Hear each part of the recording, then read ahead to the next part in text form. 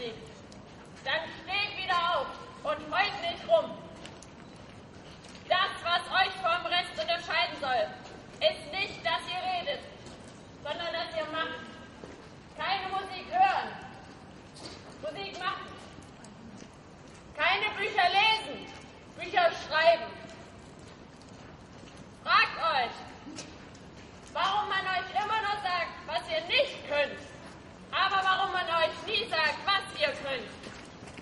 Fragt euch, warum ihr euch immer noch als Mädchen und Jungen bezeichnet. Werdet erwachsen. Scheiß auf den Kompromiss. Scheiß auf die Interpunktion und das Doppel-S. Scheiß auf rechts und links. 5 Finger sind eine Faust. 5 Finger sind eine Faust. Verfolgt keinen Trend. Werdet einer.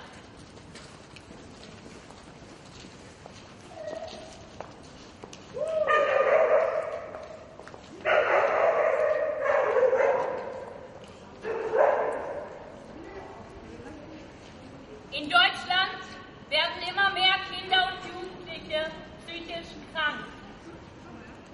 Depressionen, Ängste und Phobien können bereits im Kindergartenalter auftreten.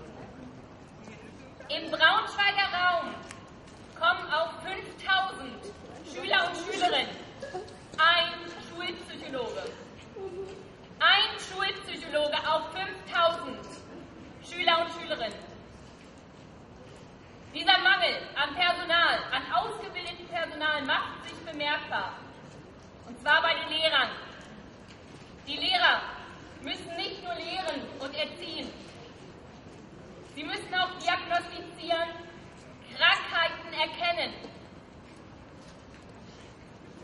Diese Mehrbelastung ist für Lehrer nicht mehr länger tragbar. Deshalb setzt euch ein, Lehrer, Eltern, Schüler, setzt euch ein für mehr Schulpsychologen. Ausgebildete Kräfte an euren Schulen, an den Schulen Deutschlands.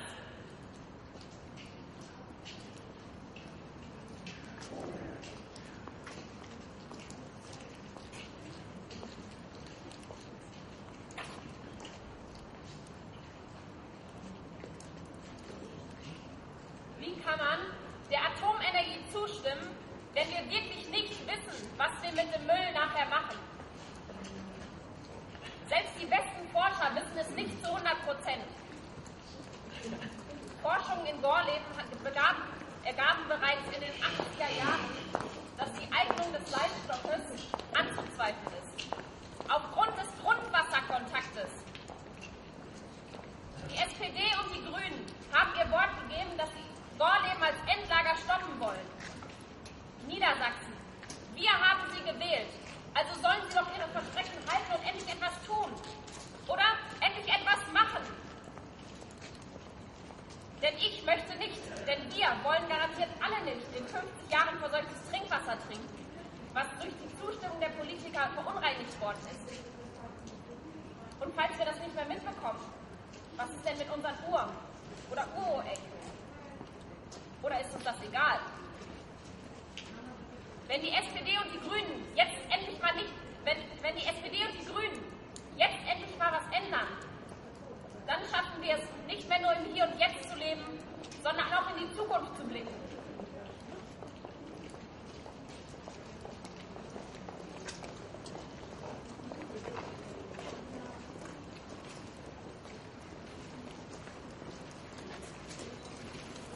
Vielleicht haben Sie ja auch den Film Operation Zucker letzte Woche Mittwoch auf dem ARD gesehen. Wenn nicht, will ich euch noch mal kurz eine Szene erzählen. Die 10-jährige Fee sitzt auf dem Bett, sie trägt nur ein rotes Kleid und ist geschminkt. Und der Mann, ungefähr Mitte 50, der hat nur so ein Handtuch um seinen Bauch, kommt langsam auf sie zu. Cut! Wir sind jetzt hier nicht so eine Pornokiste oder sowas. Also, ich will euch jetzt mal was sagen. Weltweit werden laut der UNICEF 27 handelt, sind Kinder und Jugendliche. Lassen Sie sich das mal im Mund zergehen. Kinder und Jugendliche werden Opfer von Prostitution. Und ganze 640 Kinder wurden im Jahre 2011 gezählt, die verkauft wurden an Deutschland. Deshalb fordere ich euch alle auf, macht die Augen auf gegen Kindesmissbrauch und Zwangsprostitution.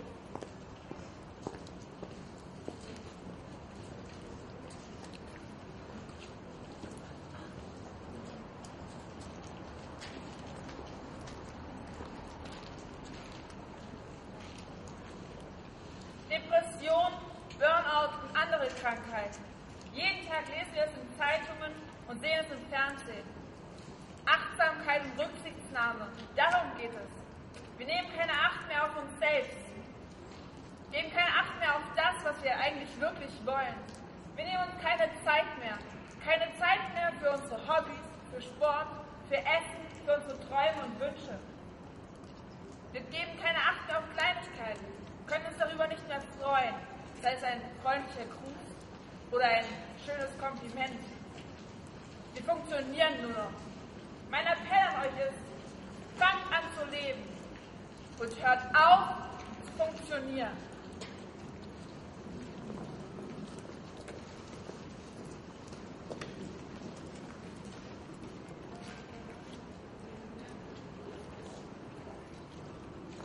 Wenn wir jemanden als klug oder als dumm bezeichnen, dann sagen wir nichts über deren Intelligenz,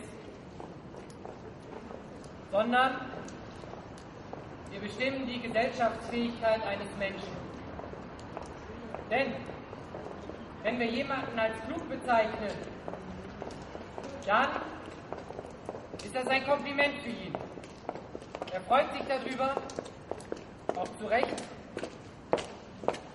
Und er leistet mehr, er lernt mehr, er wird angespornt. Damit fördern wir ihn. Wir fördern ihn damit, ein guter Mensch zu werden.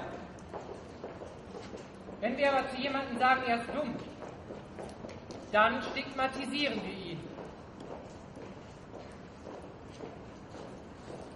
Und wir betrachten ihn mit mitleidigem oder verachtendem Blick. Und das bemerkt diese Person. Und sie ist demotiviert und arbeitet nicht mehr an sich weiter, lernt nicht mehr weiter und desintegriert sich immer mehr von unserer Gesellschaft. Und das können wir nicht zulassen. Deswegen müssen wir die Wörter klug und dumm aus unserem Wortschatz verbannen. Diese Wörter und all ihre Synonyme.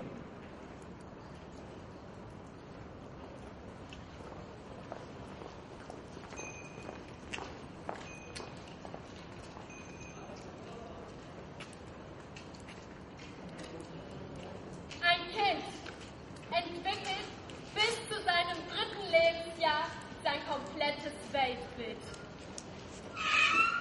Es braucht Zuneigung, Zärtlichkeit der Eltern. Das alles sind Eigenschaften, die die Zukunft des Kindes einprägt.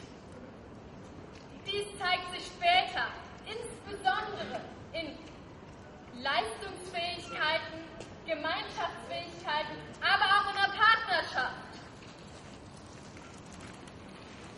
In der deutschen Kinderkrippe ist im Durchschnitt 2 Erzieher für 9 Kinder. Machen wir uns nichts vor. In diesem Verhältnis von Erzieher zum Kind ist die Fürsorge für die Kinder nur noch als Grund für die Eltern. Entschuldigen Sie. Es wird nur noch das Grundbedürfnis, für das Grundbedürfnis der Kinder gesorgt. Zärtlichkeiten bleiben außen vor. Bitte lassen Lassen Sie es nicht zu, dass Ihre Kinder, unsere Zukunft, ohne Liebe aufwächst.